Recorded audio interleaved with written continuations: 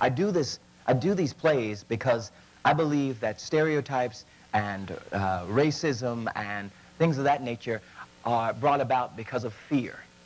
Because we are scared of the unknown. When we were children, we were scared of the dark, correct?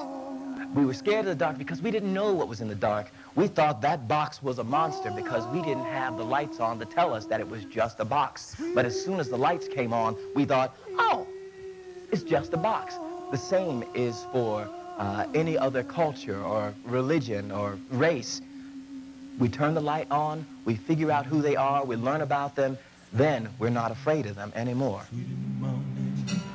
In January of 1956, nearly 6 months after the kidnapping, murder, and subsequent trial revolving around the Negro youth, Emmett Till, and his accused killers, J.W. Milam and Roy Bryant, Jr., I sat down with the two men that had been hoisted on the shoulders of white supremacy and later shunned by those same friends and neighbors.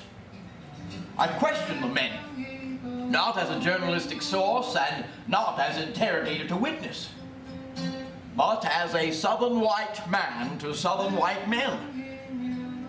Well, this reporter wanted to understand what Look magazine paid $4,000 to print and what several million Americans just like yourselves plunked down 2 bits to read and gossip over is why? When I was a little girl, there was a story told by my parents and the parents of other colored children. A cautionary tale, you could call it. The short life of a child who was punished for not knowing her place. You take a bunch of colored boys in an old Ford on a Delta back road in 55, go ahead and wedge under that the whistling Bo had just done over in money, then toss in a fistful of white folk all chomping at the bit to put a heel down on agitating niggers from the north, and you just about could picture who and what we thought was behind the headlights that was creeping up close, kissing our bumper. Now, I'm no bully. I never heard a nigger in my life. I like niggers in their place. I know how to work them. I just decided it was time a few folk got put on notice. As long as I live and I can do anything about it, niggas gonna stay in their place. Niggas ain't gonna vote where I live, because if they did, they control the government. Niggas ain't gonna go to school with my kids. And when a nigga gets close to mentioning sex with a white woman, he's tired of living, because I'm likely to kill him. My folk fought for this country and we got some rights. Now I stood in that chair and listened to that nigga throw that poison at me, and I just decided, Chicago nigga, I'm tired of them sending your kind down here to stir up trouble. Goddamn, I'm gonna make an example of you just so everybody can know how me and my folks stand. You still as good as me? Yeah. You still had white women before? Yeah.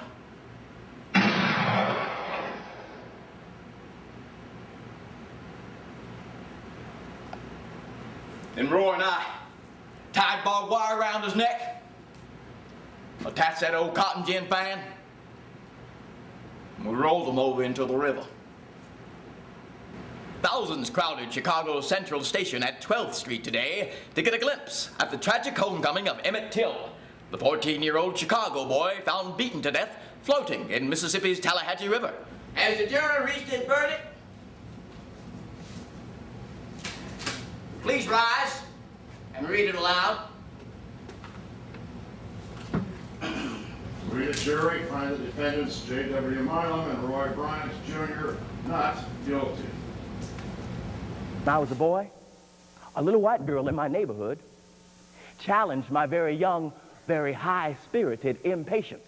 You read Jackie Robinson's autobiography and you find that he was a man with a lot of integrity. In the beginning of his life, he made a few mistakes, and you find that after he became who he was, you know, after he grew into manhood, it's just a miraculous story. And she looked over at me and she said, "Hey, color boy, what you doing?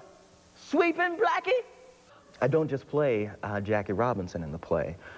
He is the main character. However, I play Wilma Rudolph, I play Jesse Owens, I play any number of different characters, historical characters that broke the color barrier in their respective sports.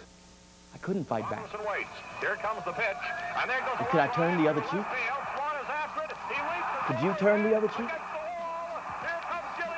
I had to. For myself, for my mother, for my brother Mac, for children of color everywhere. Hey, Mr. Ricky, where do I sign?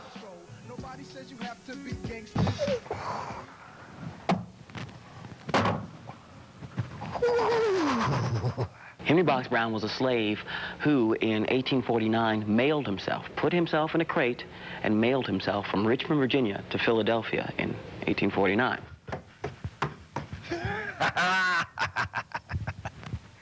1816 is the year I was born.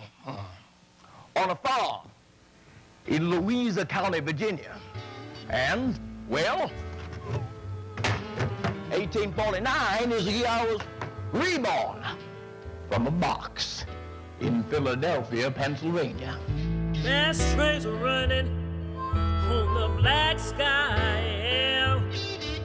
My baby woke up crying, said